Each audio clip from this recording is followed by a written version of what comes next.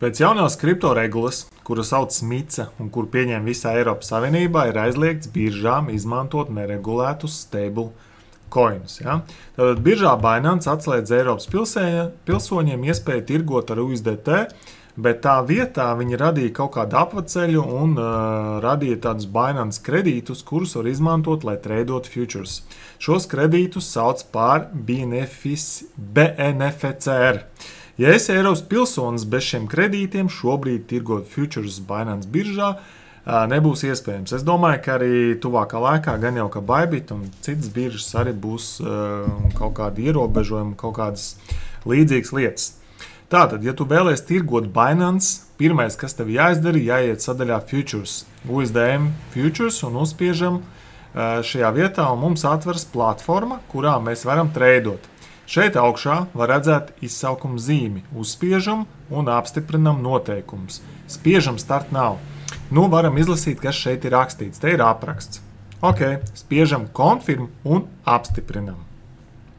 Tagad ir jāiemaina savus USDT spotā pret BNB, BTC vai Ethereum. Vienalga, izvēlēties, kur jūs labāk gribat, un jāuzliek viņus uz futures konta. Ja? Tad jāpārsūta.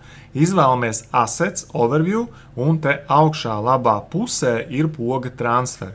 Kad esat to paveikuši, aiziet atpakaļ uz futures marketu, un šeit ir podziņa lejā, kur var swapot. Tad uzspiežam swap, un te jūs varat tagad iemainīt savas monētas pret šiem te BNFCR kredītiem.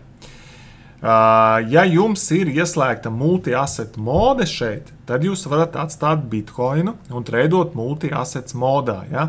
Jūsu depozīts nepārtraukt mainīsies atkarībā no Bitcoin cenas. Bet, ja esat iepirkuši BTC, piemēram, holdam, tā ir lieliski iespēja turēt BTC, piemēram, pēc dropa un paralēli tradot ar to pašu depozītu futures. Ja? Nu, protams, var arī zaudēt, bet, ja tu saproti, ko dar, tad viss ir ok.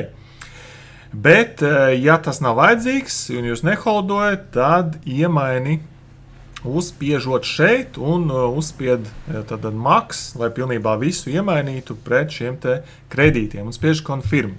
Viens BNFCR kredīts ir līdzvērtīgs $1. Nezinu, kā Binance to panāk un kāds tehnisks mehānisms ir apakšā, bet šobrīd viss strādā tieši tā. Tālūk, ja patika un noderēja šī pamācība, like, follow un ceru, ka viss bija viegli un saprotami. Paldies!